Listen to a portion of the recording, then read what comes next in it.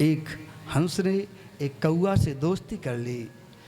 हंस के परिवार वालों ने समझाया भैया ऐसा मत कर, क्योंकि देखो प्रेम हमेशा अपने से बड़े से करो, प्रेम हमेशा अपने से सज्जन से करो, प्रेम हमेशा सदाचारी से करो, प्रेम हमेशा सुंदर श्रेष्ठ सहल स्वभाव वाले से करो।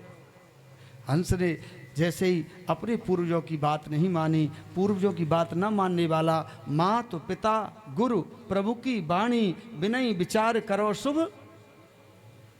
इनकी वाणी शुभ होती है, हमेशा इनकी वाणी को बिगर विचार के मानो। हंस ने जैसे ही कौआ से दोस्ती की, बूढ़े हंसों ने समझाया, बूढ़े हंसों ने कहा गलत कर रहे बेटा, ये कौआ है, कौआ से हमारी और कौआ की बराबरी नहीं होगी। हम हंस हैं, हम निर्मल जल में रहने वाले हैं, मोती चुनने वाले हैं, कौआ तो गंदगी खाने वाला है, गंदी जगह में रहने वाला है। हंस ने नहीं माना। हंस जैसे नहीं माना, एक दिन जब बुजुर्ग हंसों ने समझाया तो वो हंस उन बुजुर्गों को, पिता को, बाबा को छोड़ के चला गया। जैसे एक नगर में आया, नितांत एकांत नगर में जंगल है, जंगल में एक राजा शिकार खेलने के गया। जैसे ही राजा शिकार खेलते खेलते दोपहर का समय हो गया। दोपहर के समय में राजा थक गया, एक वृक्ष के नीचे लेट गया। लेटने के बाद मध्य दिवस आया, ठीक दिन के 12 बजे। दिन के 12 बजे कूपे खननम चा, दिन के 12 बजे कुआं में भी नीचे धूप पहुंच जाती है। उसी समय राजा के सर पे धूप आई। जैसे ही राजा के सर पे धूप आई, हंस को दया आई। हंस निर्मल जल में रहने वाला है, सात्विकी पक्षी है। हंस ने दोनों पंख ऐसे फैला लिए।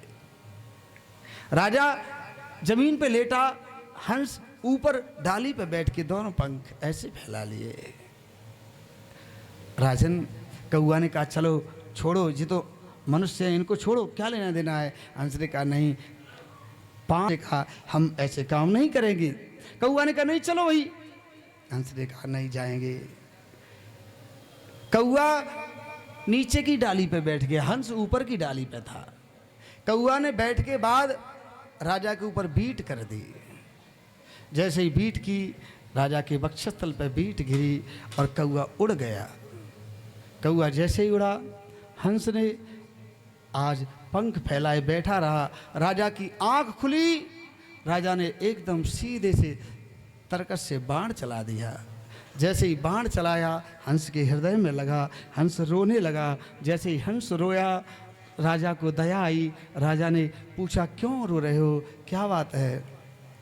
हंस कहता है ना हम का को हतो राजा, हंसो हम निर्मले जले और नीच संगति कारेण जातम जन्म निरर्थकम। राजा मुझे मरने का दुख नहीं है, मुझे दुख इस बात का है हमने नीच की संगति की, अपने से बड़ों की बात नहीं मानी, इसलिए व्यर्थ में मरना पड़ रहा है।